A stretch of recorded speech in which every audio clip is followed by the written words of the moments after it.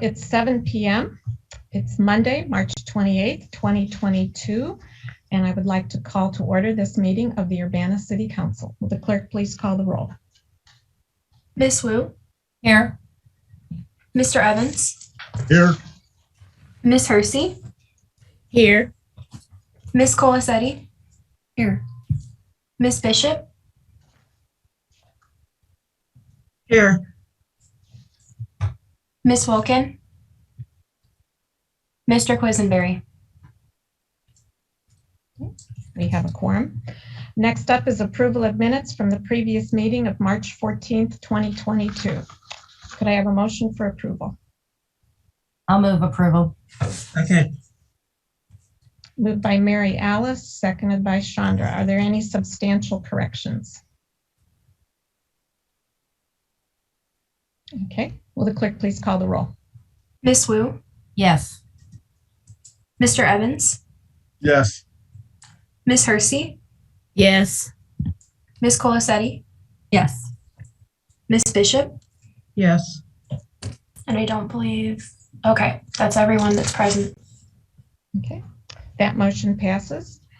Is there any addition to the agenda? Don't believe there are any. We'll move on to public input and presentations. Tonight, we're prioritizing, with council approval, the first 30 minutes of public input specifically for receiving public comments concerning allocation of the American Rescue Plan Act recovery funds. We're taking input tonight at the City Council meeting and again next week on April 4th. There also will be an in-person listening session in City Council chambers on Tuesday, April 5th from 5:30 to 7:30 p.m. We encourage the community to provide opinions via a survey, which is at ccrpc.org/Urbana-ARPA. Marima or Lucas, could you show the slide, please?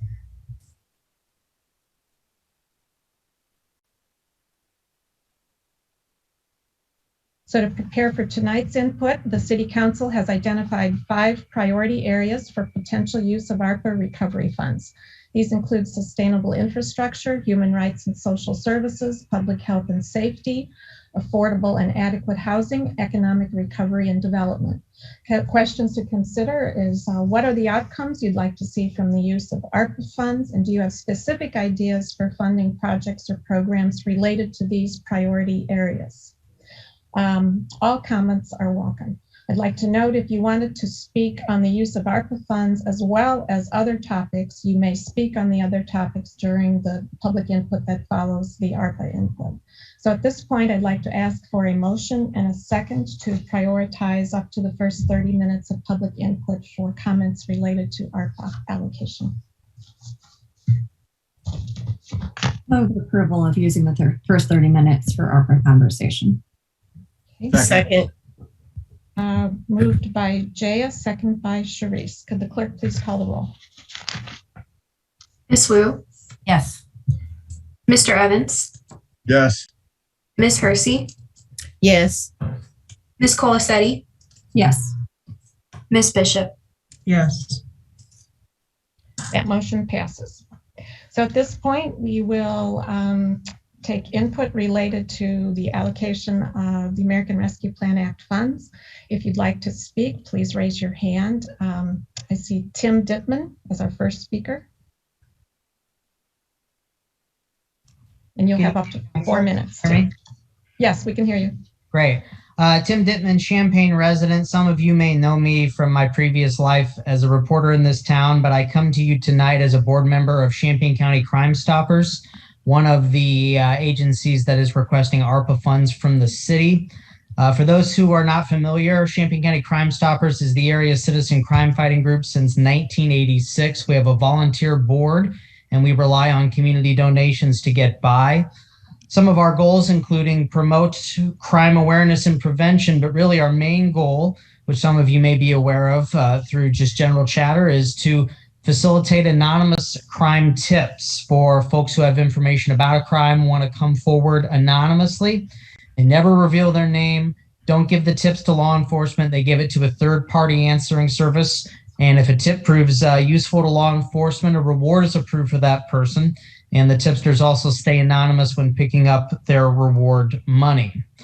We all know about the gun violence in our communities. Crime Stoppers wants to do its part. And just recently, we announced enhanced rewards from our organization, $2,500 that leads to a tip that leads to an arrest in a felony gun crime, and then $5,000 for a tip that leads to an arrest in a murder case. And that's where you all come in. Any additional funding we can get will allow us to keep this enhanced reward structure in place and even grow it. Crime Stoppers in Omaha, Nebraska is kind of the shining example of all of this. They have a tiered reward system, and they offer a top reward of $25,000 for an anonymous tip that pays off. And if the donations continue to come to our Crime Stoppers locally, we wouldn't rule out doing something similar. The numbers show that Crime Stoppers does work here locally. In the past 2 years alone, anonymous tips on gun crimes have led to 42 arrests and 55 illegal guns taken off the streets. And just recently, anonymous tips led to the arrest of 2 murder suspects in Champaign County. Community also taking notice of our work. Adams Outdoor Advertising partnering with us to put up anti-crime billboards. And we've recently gotten donations from folks in the community ranging from $10,000 to $100,000, some of the largest in our history. So there's definitely some community buy-in. Even your own police chief, Bryant Seraphin, has endorsed Crime Stoppers, saying in part, many times a Crime Stoppers tip was the catalyst to get a case moving forward in my time in investigations. I can't imagine not having a local Crime Stoppers program, and any effort to build on the program would be a positive use of resources. That's coming from Chief Bryant Seraphin. So in closing, we'd appreciate any support from the city. Happy to answer any questions about the work we do, be it now or later. You can reach out to me, or our general Crime Stoppers email is 373tips@gmail.com, 373tips@gmail.com. If you send it there, several members of our board will see it, including myself, and we'd be happy to get you a response. And again, we appreciate any support that the city can provide. Thank you. Thank you.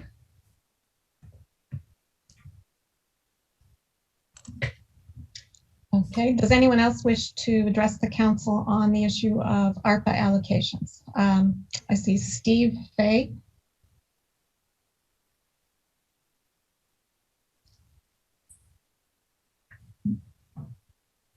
You can Go ahead, Steve. Hello, can you hear me? Okay. Yeah, dear council members, mayor and city clerk, my name is Steve Fay, an Urbana resident of Ward 7. I'm here to express my thoughts regarding the ARPA fund. This fund is perhaps a once-in-a-lifetime opportunity, and we would like to see that it is allocated wisely. The council and the city have set up 5 priorities, and we need to see that the funds support these priorities accordingly.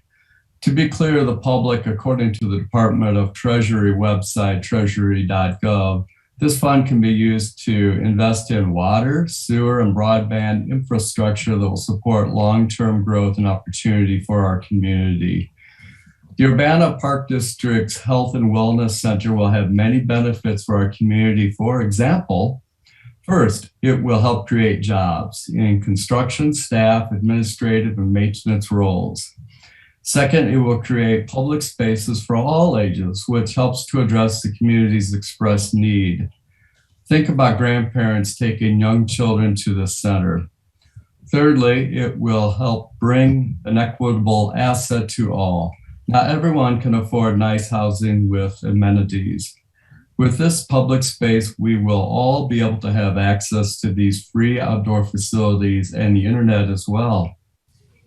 Fourth, it will provide space for our youth as well as community groups to offer programs to build a safe and healthy community. Finally, it will help serve to have its own infrastructure for future flexible use, such as for e-learning or vaccine drives during a crisis such as we're in now.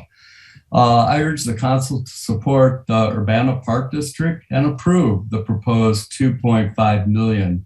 This is a small amount compared to what our community will receive in benefits. Well, Champaign has the Y and the Boys and Girls Clubs. Urbana does not have a comparable wellness facility.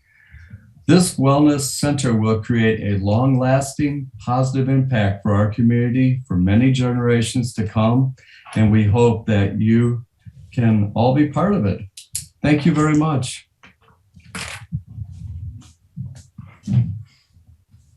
Thank you, Steve. Next up, Brandy McCoy.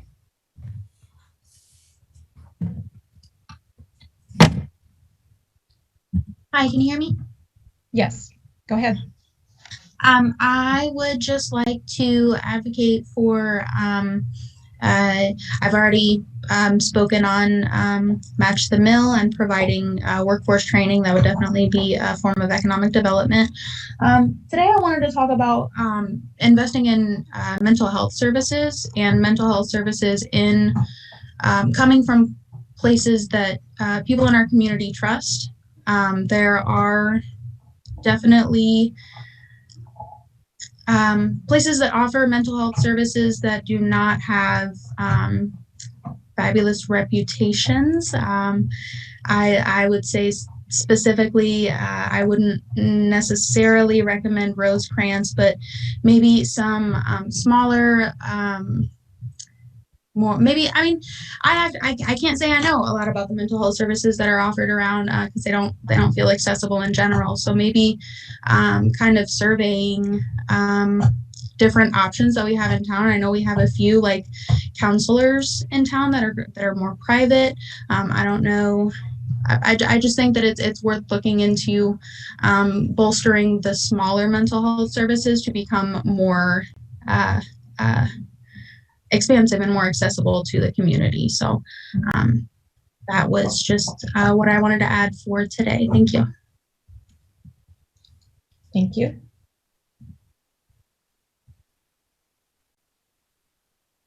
Okay, does anyone else wish to speak on the ARPA allocations?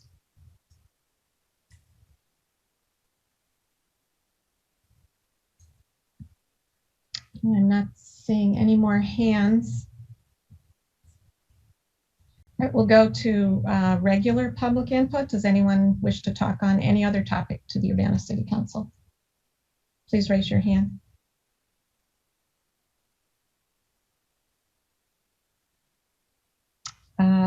Check CU.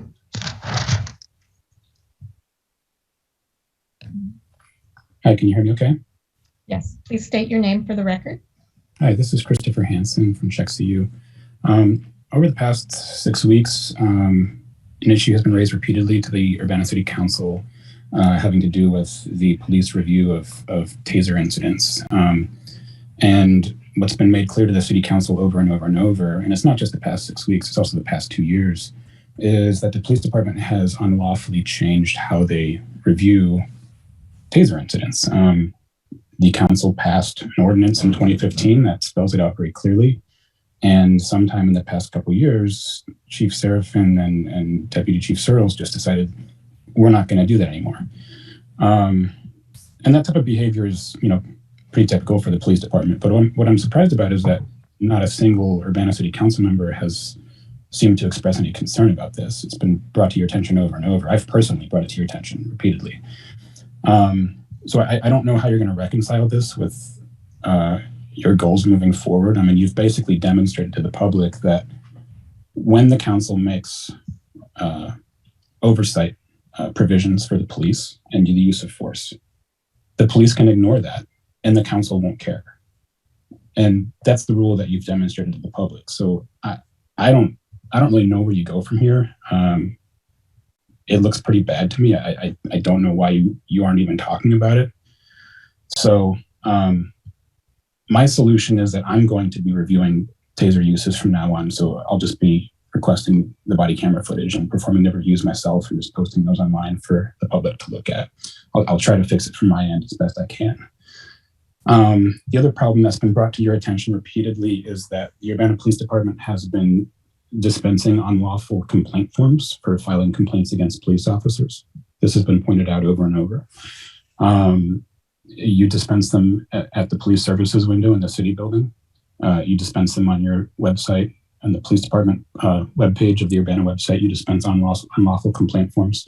You guys spoke about this in November, how you wanted to have the physical presence requirement removed. And you were supposed to have removed the sworn affidavit requirement in the complaint forms, and the language about prosecuting the complainant if the police decided they didn't think the complaint was truthful. You guys heralded this as a great improvement in your new FOP contract. But then you never followed through, you never did it.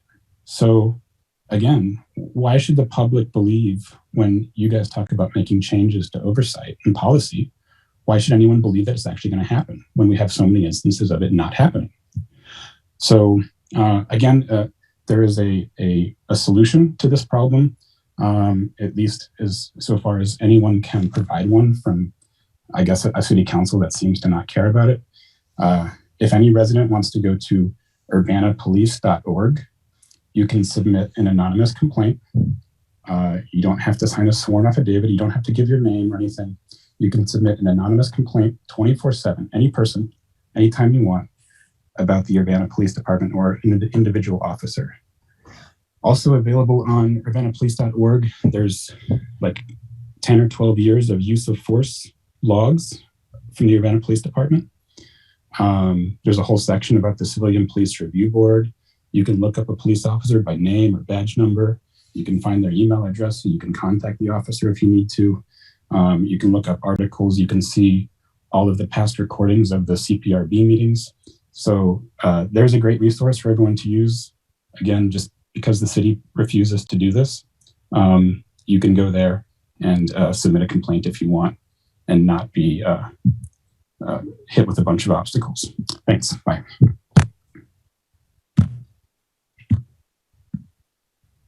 Okay. Does anyone else wish to address the Urbana City Council?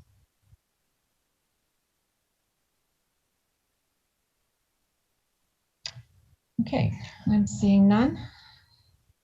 We'll move on to council input and communications.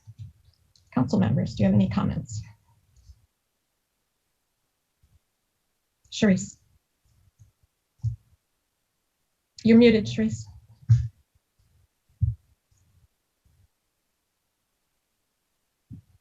All right. On Sunday, March 27th, 2022, at approximately 7 p.m., Urbana police officers were dispatched to the 2000 block of North Lincoln in reference to a shooting with injuries. The shooting occurred while the victims were driving north on Lincoln Avenue from Bradley Avenue and did not stop until the victim's vehicle pulled into Lucky's Lounge at 202 North Lincoln.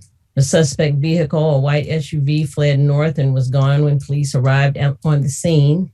The shooter was only described as an African-American male and was seen shooting from the passenger side of the vehicle. Officers arrived within a short time and found a 23-year-old female and a 29-year-old male shot. Both victims were from Rantoul. Each sustained multiple non-life-threatening wounds to the arms, and the female sustained a grazed wound to the face. There was also a 3-year-old and a 1-year-old in car seats who were not injured by gunfire. The adults who were shot were transported via ambulance to a local hospital where they were treated for their injuries. The motive for this shooting is unknown, and police are still investigating the incident. Police ask that anyone who has additional information to please contact police at 217-384-2320. Arrangements can be made for information to be shared privately. Anyone wishing to remain anonymous may also submit tips to Crime Stoppers by phone at 217-373-8477, online at 373tips.com, or the P3 Tips mobile app. Citizens are reminded that information submitted to Crime Stoppers is completely anonymous. Calls are routed to a third-party national call center that receives your information, completes a tips information form, and then passes the information to the appropriate law enforcement agency. Caller ID tracking is not utilized by Crime Stoppers, and conversations are not recorded. Crime Stoppers will pay cash awards of $5,000 for tips that lead to an arrest in any homicide case, $2,500 for tips leading to an arrest in a felony crime involving a firearm, and up to $1,000 for tips leading to the arrest of the person or persons responsible for any other crime. Thank you. Thank you. James Quisenberry. Thank you, Diane. I just wanted to apologize to my colleagues and the public again for being without a camera tonight. I'm coming to you from a car in North Carolina on my way to South Carolina. So I will not be using my camera. Thanks. Thanks. Chris Evans.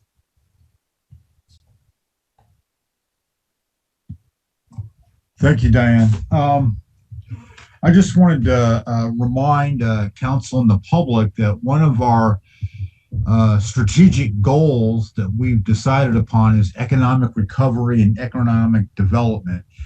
And one of those action steps is to survey local minority-owned businesses to determine what monetary or non-monetary assistance the city can provide and present recommendations that can be achieved with existing resources.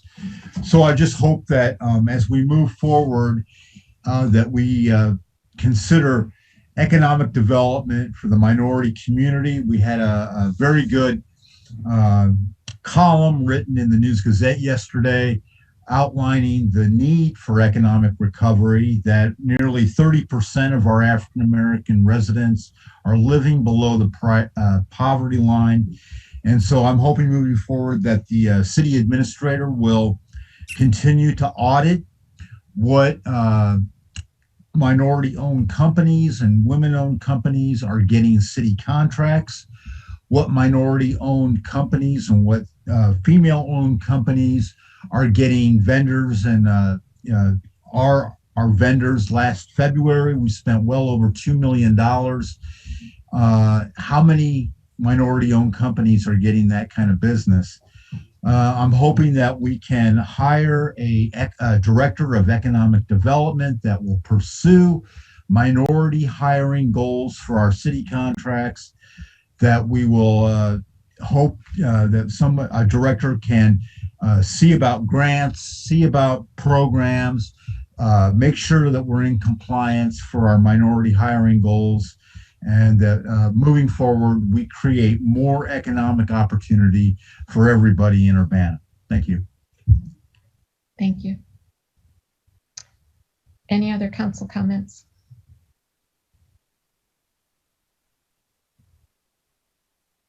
Okay, I'm not seeing any hands raised. All right, we'll move on to unfinished business. There is none.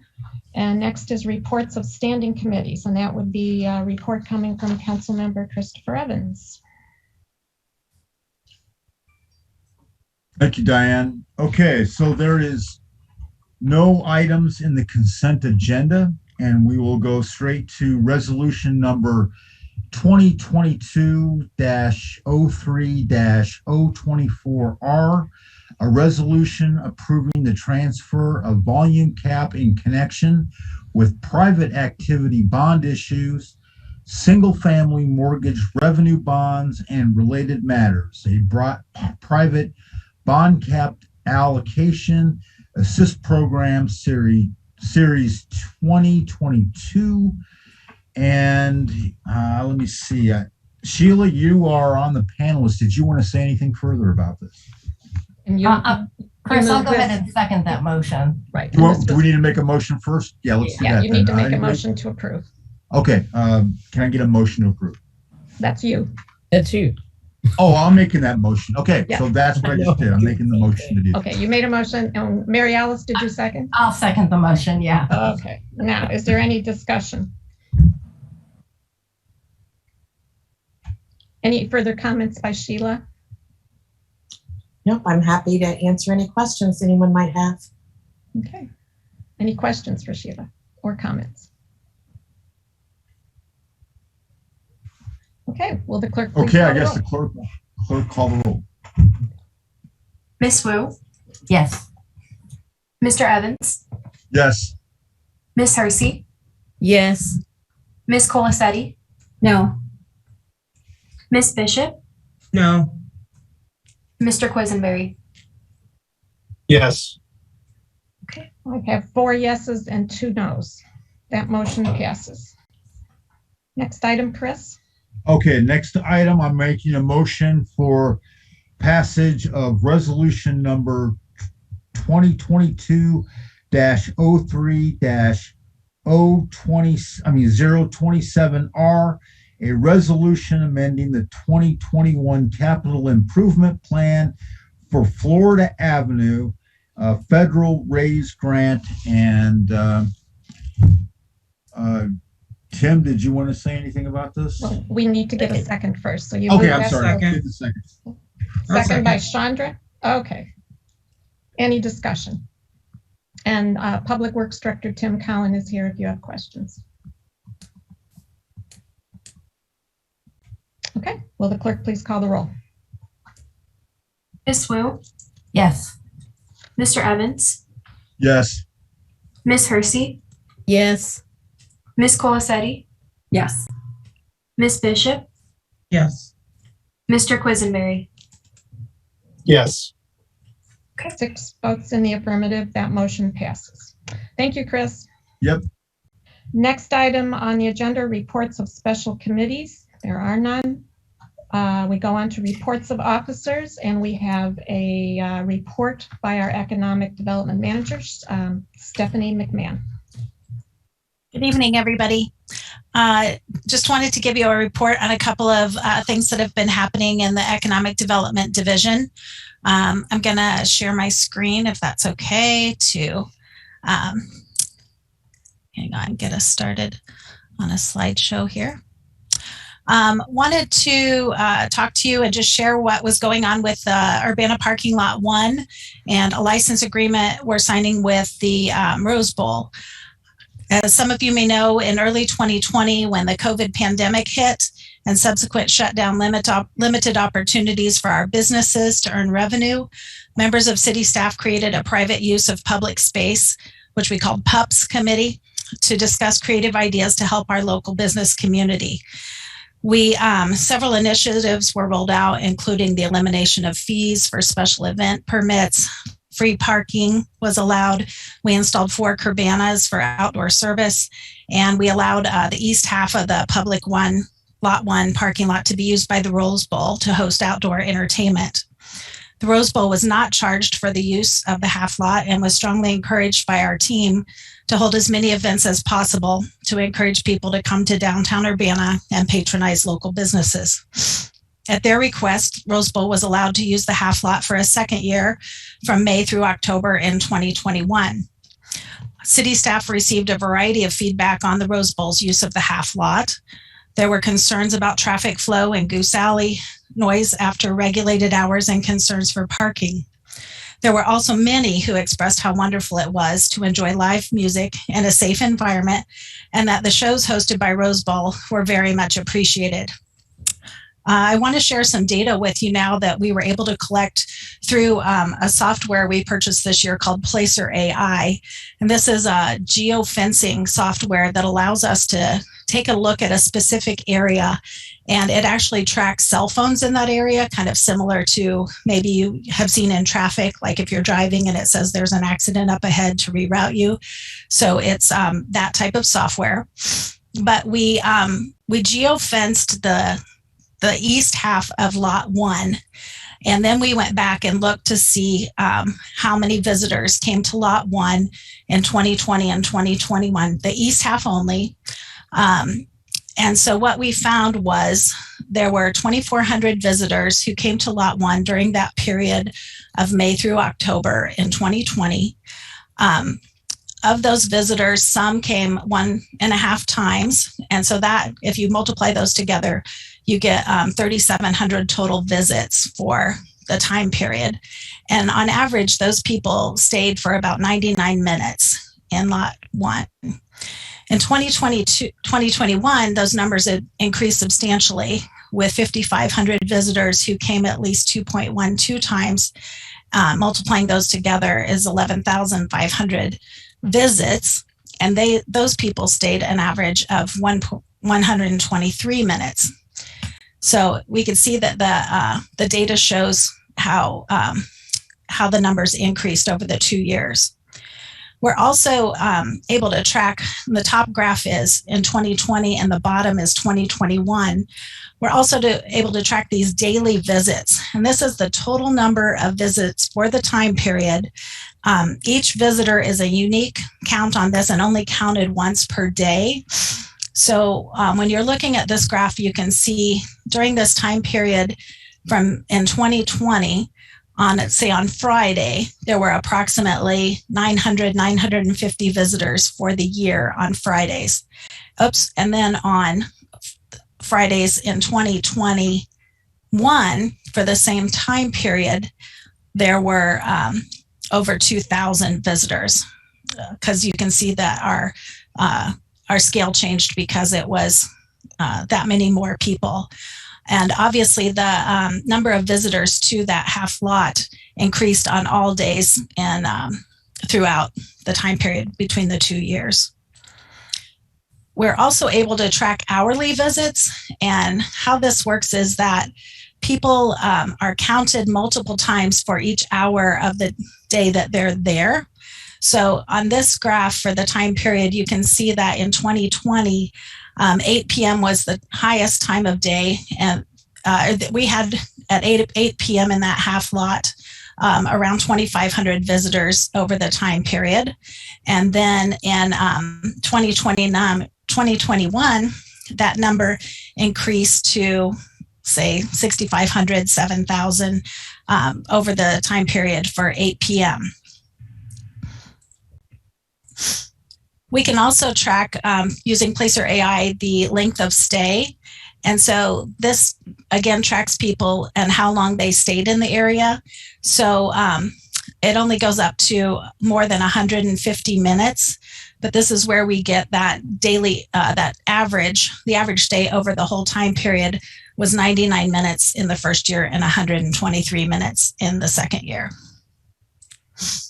And finally, another interesting thing that we can track with this software is we look at the data of the cell phones that came to the east side of the lot, and then we can also look at where else they like to go and spend money. And when we looked at other restaurants and leisure activities that they like to do, it shared with us that the visitors to the east side of the lot also, and I'm just going to point out the Urbana businesses, like to go to Bunny's, Silver Creek, Courier, Rose Bowl, Cracker Barrel, Crane Alley. And then in 2021, several of those businesses are mentioned again. That doesn't mean they necessarily went there on the same night as they may have gone to an event at the east side of the lot. It just means they also like to patronize those businesses. So they very well may have gone on that same night or at a different time. So when considering plans for downtown activation for 2022, staff felt it was important to allow the option of using public space to anyone. We figured other people might have creative ideas of how to use the space, and we wanted to prioritize those that could bring an economic impact to the downtown and support arts and culture. So with that goal in mind, we issued a request for proposal in February that was due on March 15th. We did receive one proposal from the Rose Bowl, and those are that proposal is attached to your packet tonight. Their proposal met the requirements of the RFP. They are offering to hold at least a minimum of one event every day, May 1st through October 31st. They will encourage their audience to patronize area businesses, especially those offering food and drink. And they have been and will continue to partner with other organizations and performers to support their efforts. The Rose Bowl bid to pay a monthly license fee of $500, and owners have told me that they will promote the city parking garage as a place to park on their promotional materials for their events. The Rose Bowl proactively addressed in their proposal some of the concerns they had heard about continued use of the lot. One is to have an operational systems in place to ensure that the place looks nice daily. The second is to monitor overall volume of every event and reorient the stage to face away from affected residents. This is a mock-up of the layout they suggested. Last year, the stage faced to the north, and with this new proposal, the stage will face east. It will actually face the wall of bunnies. They have promised to limit amplified performances to no later than 9 p.m. Sunday through Thursday and 10 p.m. on Fridays, and follow city ordinances in regards to noise amplification, and to meet with city staff and planners to consult about traffic patterns. And we're already setting up a meeting to talk about that to see if there are ways we can help with traffic. The committee that met to review the proposal agreed unanimously in favor of the city signing a licensing agreement for the east half of the lot. And I do have a correction here. We were advised by legal counsel to not have an automatic renewal of 1 year. And so that has been taken out of the license agreement that was signed. So I've given you a lot of information about that. Now I want to talk to you just a few minutes about the Think Urbana program. Our Think Urbana program, as you know, is the residential enterprise zone program where new homes being built can receive 2 different incentives. One is sales tax exemption on building materials, and the second is property tax abatement over 5 years. This, of course, is for any new residential homes built within our enterprise zone. And I know I've showed you this map before. I just pull it up tonight to give you additional reference. So I guess we want to toot our own horns a little bit that 2021 was a very successful year for the enterprise zone program. The city issued 60 building permits for new homes to be built last year. And those homes represent an increase in assessed value of $13 million, which is a wonderful thing for the community. Those new homes are adding to our property tax revenue that comes into the city. And projections are that all of those new homes are going to raise the equal assessed value to $32 million. And on this graph I'm showing you now, you can see since 2017 how the equal assessed value of the city has gone up to that $32 million. And what this means is increased revenue from property taxes for all of our taxing bodies. So this is just an estimate of, based on that new current assessed value, of how much tax revenue should have gone up from taxing bodies, or is estimated to go up through this year. And you can see that the school is a large recipient of that benefit. So this is a really great thing. Our Cunningham Township Assessor, Wayne Williams, has said that 70 new homes were built in Urbana last year. He emailed me today and said it's closer to 65. But this, he said, is the most we've ever had. So he's going to be very busy assessing these homes as quick as he can. Stone Creek subdivision has had a lot of success with now 53% of the 105 home lots that were gifted to them have been sold to date. I put some information out there for you that Nick Hansen has said that within the homes built in Stone Creek, there was a construction cost of $7.9 million, giving an average cost of construction for new homes at around $334,000. But I want to share with you too, this isn't just large, expensive homes. We have just as many applications for homes that range from anywhere from $136,000 up to $725,000. So these are new starter homes too. They're not just new big mega homes. So the program is doing really well. Since January of this year, we've already received 26 applications for new homes. And we're expecting it to be another big year for the program. The enterprise zone as it is now expires at the end of 2031. So we still have some time to grow that equal assessed value. And there is a possibility, a potential to expand the enterprise zone an additional 10 years after 2031 if council at that time would want to pursue that. So I am glad to answer any questions you have or try to answer any questions you have. Any questions for Stephanie? Mary Alice? Oh, I'm sorry, James had his hand up. Yes, I wanted to share that over the past couple of weeks, I think I've received about 35 correspondence. I know many of my council members have received them as well. Some have been directly to me from my constituents, and overwhelmingly they've been in support of the impact that the Rose Bowl has had over the last 2 years with the use that they've been doing. I think about 10 of those people that contacted us seem to be representing businesses in downtown Urbana. And out of that 35, only 3 spoke negatively about it with concerns about parking. I'm curious if the city itself has received feedback other than that has come to council in support of the Rose Bowl and that use in downtown Urbana. I've received both positive and negative from businesses in the downtown. And I've received the same emails that you did, James, and they're overwhelmingly in favor of continuing it. Yeah, could you summarize? Could you just give us an overview of the feedback that you've received from businesses? Yeah, I have. I've had 3 businesses who have concerns about parking in the downtown. And we do have a 2018 parking study that shows there's ample parking in the downtown for everyone, especially if the parking deck is used. So I'm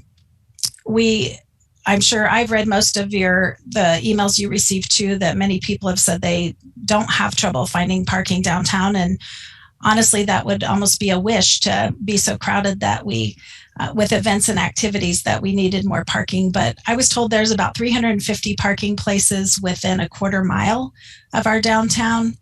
But I also have received emails from businesses and, of course, lots of residents, and the survey Rose Bowl provided with lots of support. People like the activity it brings to the area. They appreciate that it's outdoors so that all ages can participate. I'm told people feel comfortable bringing children, senior citizens come. It's all ages are welcome there. So the letters we've received and emails have been much more in support. Thank you. Chris.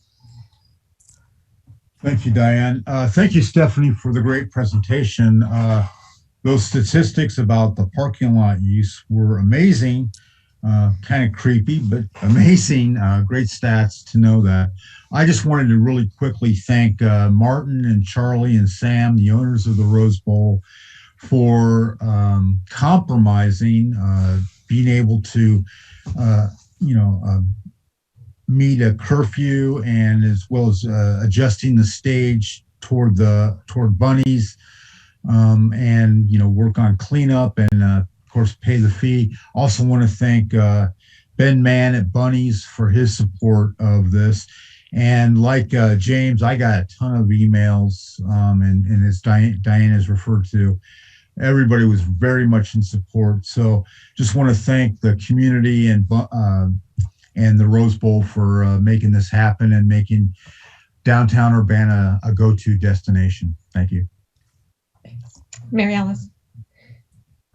Well, since everybody's talked about the Rose Bowl, you guys have basically covered everything. I did want to thank staff for putting together a transparent RFP process so that anybody who wanted to utilize that parking space could. So thank you for pulling all that stuff together, Stephanie. I appreciate it. I wanted to move a bit to the Think Urbana program for a moment. And can you remind me, I know that the tax abatement is it 5 years? Correct. It's 5 years. So new homeowners would receive 100% abatement from participating taxing bodies the first year, 80% the second, 60%, 40, and 20. Okay. And then what is that must be a huge process to go ahead and get those taxing bodies to sign off on tax abatement like that. Do you know roughly how long that process took? I don't know. In the setup, when we set up the enterprise zone, there was obviously an ordinance and agreement to do that. It's a legislated program, just like TIF is. So the state is involved in that. We do have annual enterprise zone advisory board meetings and keep them apprised. I work very closely with Wayne Williams, the assessor, and the county clerk to keep track of all these properties, make sure they're on the correct year of the abatement and added to. So we have a lot of communication going back and forth. So, but I can definitely, if you're thinking we might want to extend that in a few years, I can do some research on that to see what the process would involve. I would be very interested in understanding better what that process is. Sure.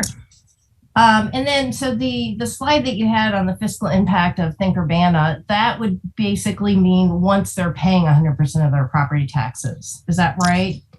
Correct. Yes. Mm-hmm. Okay. So it's a staggered kind of, as houses come on each year, they're paying a different proportion until at the end of 5 years, they're paying 100%. Yes. And that's only cumulative to date. So obviously we have 9 more years to add houses to that. So that's not at the end, we're getting that. That's just where we are now. All right. So cumulative up to date. So regardless of where they fall in that 5-year span, the schools have gotten 1.9 million additional because of the program, and the city of Urbana has gotten over 400,000. Yeah.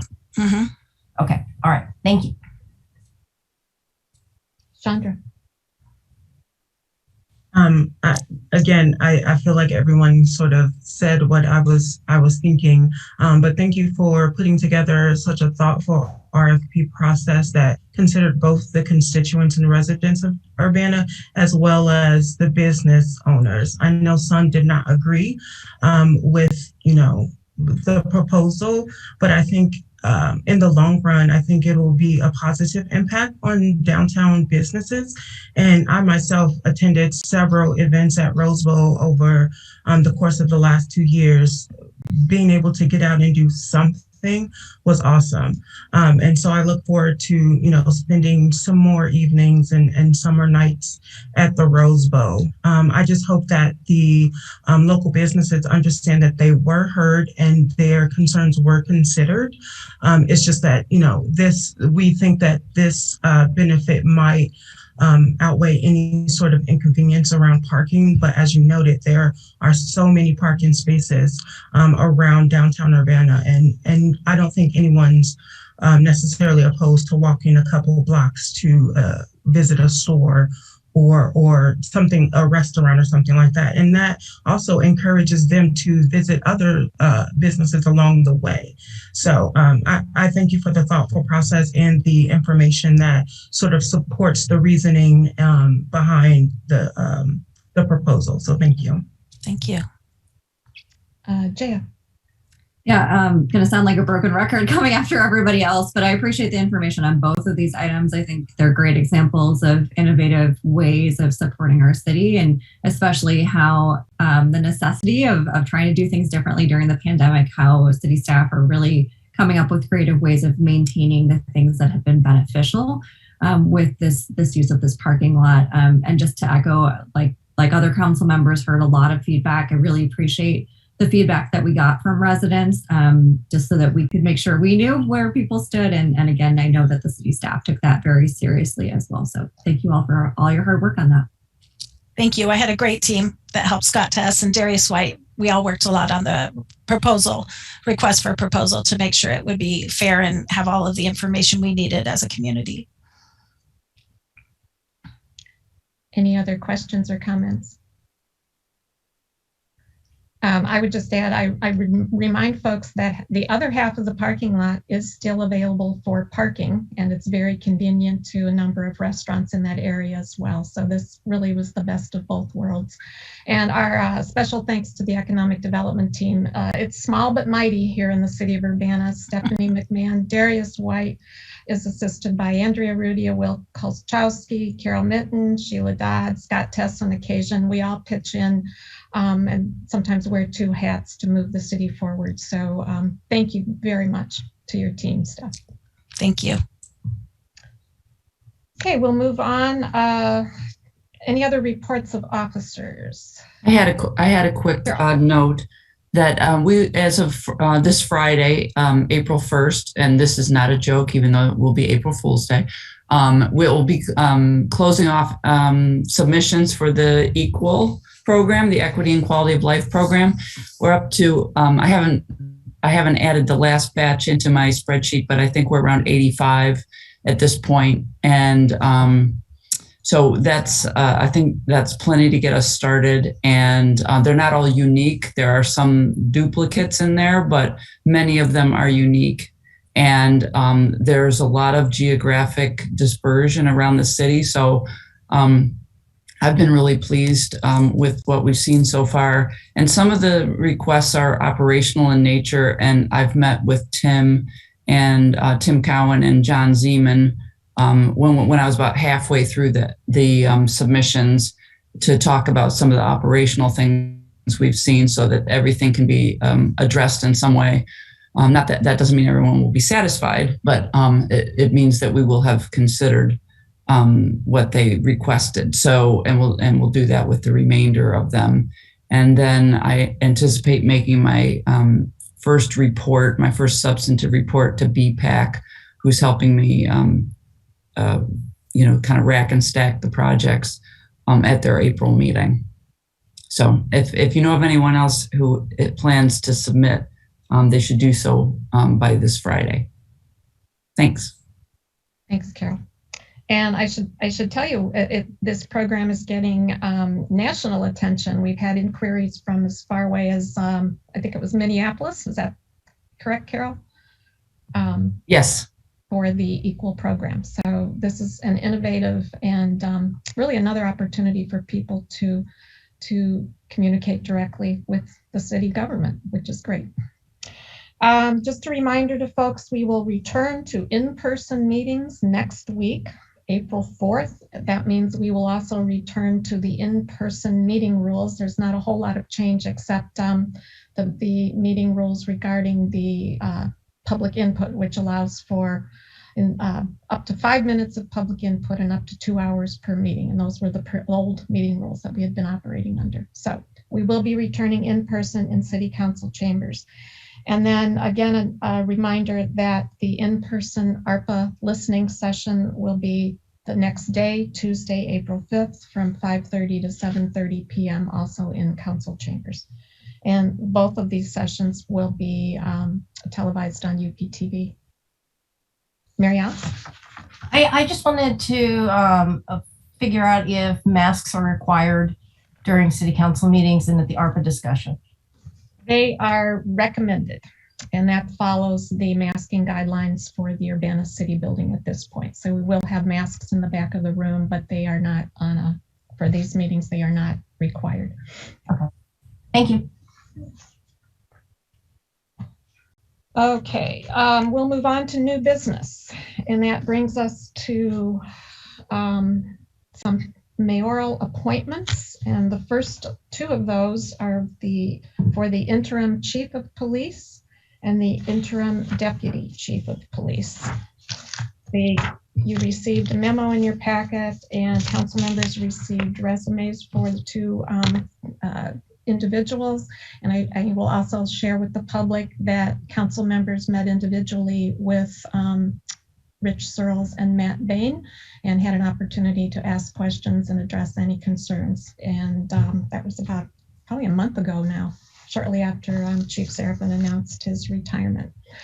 So I am pleased to submit the following appointments for your approval. For interim police chief, it would be effective April 2nd, 2022 through April 1st, 2024, or until filled, whichever is sooner. And we are going to be working very, very hard to make sure it's a lot sooner than that. Just for some background, Rich Searles has been with the city for about 24 and a half years. He started as a police officer. He moved through the ranks as a sergeant and lieutenant before being promoted to deputy police chief in 2019. He has served as an adjunct instructor at the University of Illinois Police Training Institute. He has a bachelor degree in sociology with a concentration in criminology and a master's degree in management with specialization in business value and project management, both from the U of I. He has also successfully completed the Northwestern University School of Police Staff and Command. The police chief job is one where the police chief leads the police department. Their mission to protect life, property, and the constitutional rights of all citizens within the city's jurisdiction, to serve our citizens by enforcing the law, preserving the peace, reducing the fear of crime, and to help create a safer environment in which to live. The police chief is responsible for the administration and management of the police department, plans, directs, coordinates, and administers police operations, support and training activities, and is responsible for ensuring compliance with applicable laws and regulations. And at this point, I would entertain a motion to approve Richard Searles as the interim chief of police. I'll move approval, excuse me, of the interim chief of police is Rich Searles for April 2nd, 2022 to April 1st, 2024. I'll second. Moved by Mary Alice, seconded by Jaya. Is there any discussion?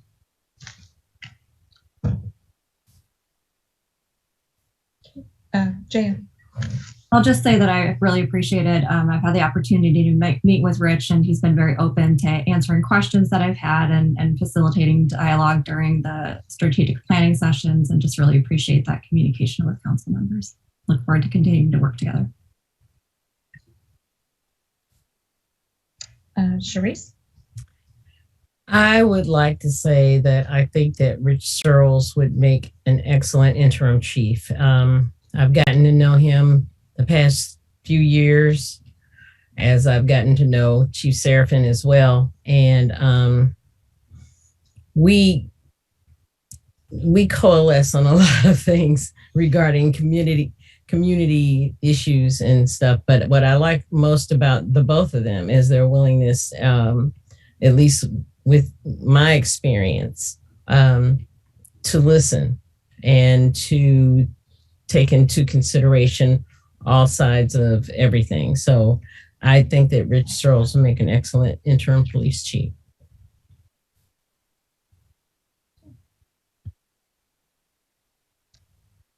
Okay, will the clerk please call the roll?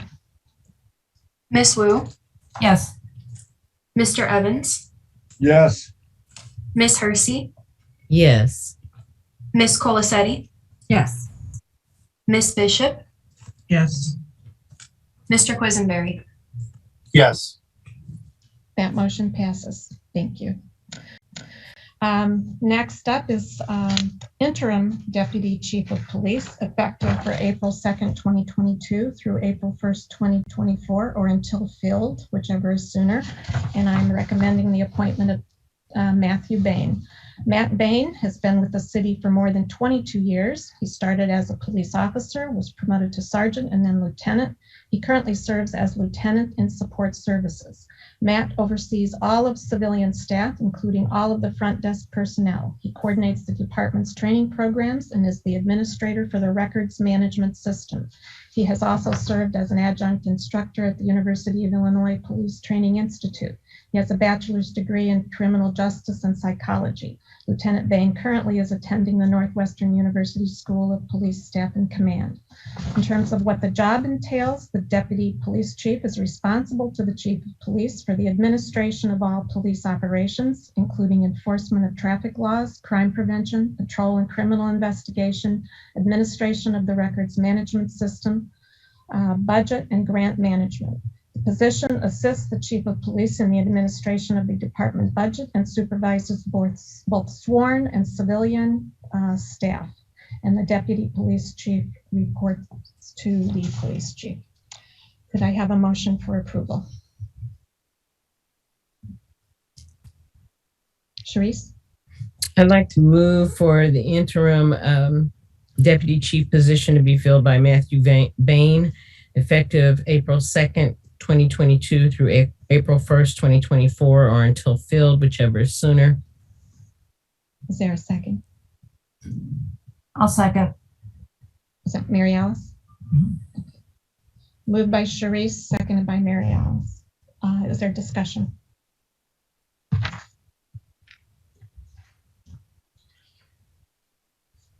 Okay, will the clerk please call? The only Go ahead, Mary Alice. The only thing I wanted to say, and I should have said this before when we voted on the interim chief, is I'm really appreciative of people willing to step up during this time of transition. So I want to thank Rich and I want to thank Matt for taking these leadership roles. If Rich was just approved, but hopefully Matt will be approved in a moment.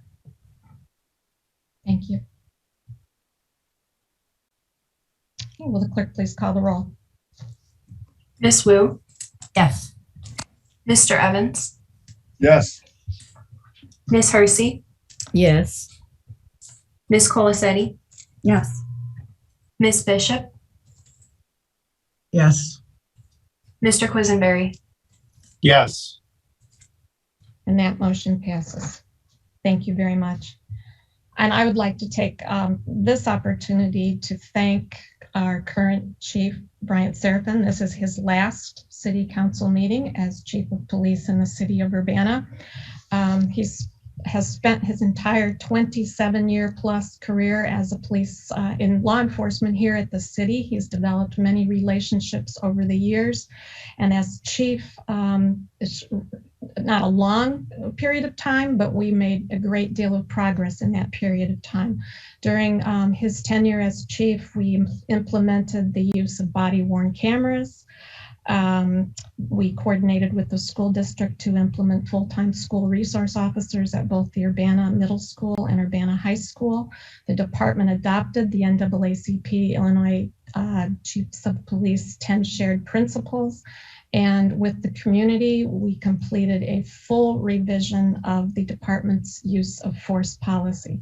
And most recently, we launched the pilot crisis co-responder team in partnership with Rosecrans, which pairs a social worker and a behavioral health detective for follow-up social services. So a great deal of progress under Chief Seraphin's leadership. He's served on many law enforcement committees, many community organizations, and in his personal time, he's also helped build habitat houses. He has coached Little League and is very active in the Boy Scouts. So I just wanted to thank Chief Seraphin for his service. It's always been with grace and respect, and it has been a pleasure to work with him over these, actually, since the day I arrived on city council many years ago. So I know he wanted to share a few words tonight. Thank you, Mayor. It's a weird time for me, at least. So I wanted to thank all who have made sort of this journey possible. I'm not going to run down a list, but for tonight, know that includes the council here. And councils before you that have worked with us. As some of you may know, I was a biology pre-med major when I came to U of I. And here I sit now after a slightly different career than I had originally planned. But throughout my time here, I've been able to meet all sorts of people from all sorts of different walks of life. And I've been thankful and grateful for this opportunity. I'd like to thank you for supporting Rich and Matt tonight as the city looks to review public safety and explore other ways of doing things and hire this new chief. I think you will be in good hands. Beyond those, two command officers now, I want to please support all of the employees who work here at this organization. That's sworn officers, that's our civilian staff. I've done some thinking, and I looked back on Paul Harvey, the legendary radio man from ABC Radio 50 or so years ago, had something called The Policeman. And we know there are all sorts of folks who do this sort of work now, not just men. But one of the things as I listen to his little radio speech is that he talks about things like all the jobs that the officers do. And we have so many of those jobs still today. We ask them to do so much, and everyone wants to tell them exactly how they should do it. So I just want to ask today for you all on this council to support the staff. I'm not asking you to blindly follow everything that they do, but we have a lot of content experts here, a lot of different areas. So as you discuss things and thoughtfully consider and deliberate and talk amongst yourselves about these issues, remember, all of us, the people that work here and the council, we're all in this together. And we have this knowledgeable professional staff. And whether or not you know it, your support matters probably more than you'll ever know. So again, thank you for allowing me the opportunity to lead this organization. And for the last time, good night. Thank you, Brian. Congratulations, Chief Searles and Deputy Chief Bain. We'll see you next week. Thank you. Thanks. Last item are some appointments to boards and commissions, and I'll go through all three of them, and then we'll take a vote on them.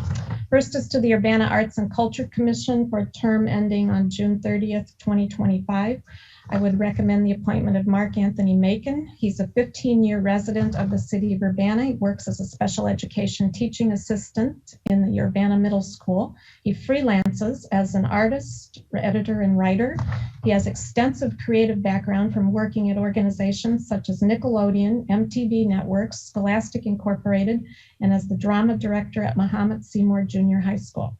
In his application, he wrote, quote, "Working to foster the arts in our community is of particular importance to me. I would love to be a part of the board and have an opportunity to help this town grow through the arts. I would love to help with new initiatives designed to foster the arts and local artists," end quote. He majored in performance arts with a minor in rhetoric at the University of Illinois at Urbana-Champaign. He has also authored and staged 6 original dramatic works and won the Penny Award for Original Theater and the Lou Wasserman Award for Playwriting. For the Historic Preservation Commission for a term ending on June 30th, 2025, I nominate Andrew Weiss.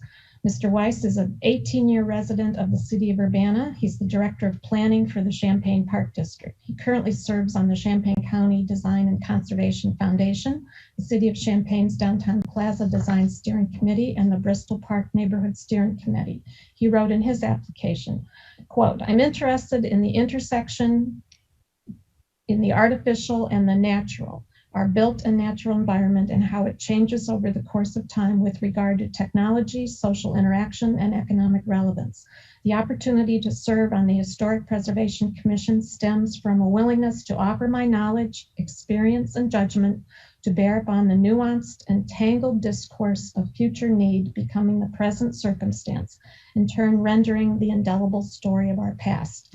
He's a member of the American Planning Association, the American Society of Landscape Architects, holds a Bachelor of Architecture and Design from the U of I at Chicago, and a Master of Architecture from the University of Illinois, Urbana-Champaign. And the final appointment recommendation is for Sean Green, and it's for the Community Development Commission for a term ending June 30th, 2025. Sean Green's a 30-year resident of Champaign County, 10 of those years residing in Urbana. He currently works as a route driver with facilities management at the University of Illinois Urbana-Champaign, where he's tasked with planning efficient routes and using strong communication and organizational skills to assist and expedite customer needs. In his application, he wrote, quote, "I'd like to see Urbana continue to grow and hear every resident say, I like what Urbana's doing. I love volunteering and trying to make our community a better place to live." I live in a community development target area and am interested in helping underserved youth and families with resource allocation, end quote. Sean has a long history as a youth mentor in the Urbana and Champaign area. He spent 5 years as an Urbana District 116 football coach, worked as a hall monitor at Edison Middle School. He's been a longtime volunteer coach with Little League Baseball and is a staff member of First String Incorporated, a local organization that has a direct impact on the communities of Northwest Urbana and Northeast Champaign, using baseball and other sports to guide youth in becoming productive citizens. So if you please, I would entertain a motion for these 3 individuals to be appointed to the Urbana Arts and Culture Commission, Historic Preservation Commission, and the Community Development Commission. I'll move approval for Mark Anthony Macon to the Urbana Arts and Culture Commission, Andrew Weiss to the Historic Preservation Commission, and Sean Green to the Community Development Commission, all terms ending June 30th, 2025. Second. Moved by Chandra, seconded by Sharice. Is there any discussion? Will the clerk please call the roll? Miss Wu, Yes. Mr. Evans, Yes. Miss Hersey, Yes. Miss Colasetti, Yes. Miss Bishop, You're muted. Yes. okay, Mr. Quisenberry. Yes. And that motion passes. And with no further business before this body, this meeting is adjourned. Thank you very much.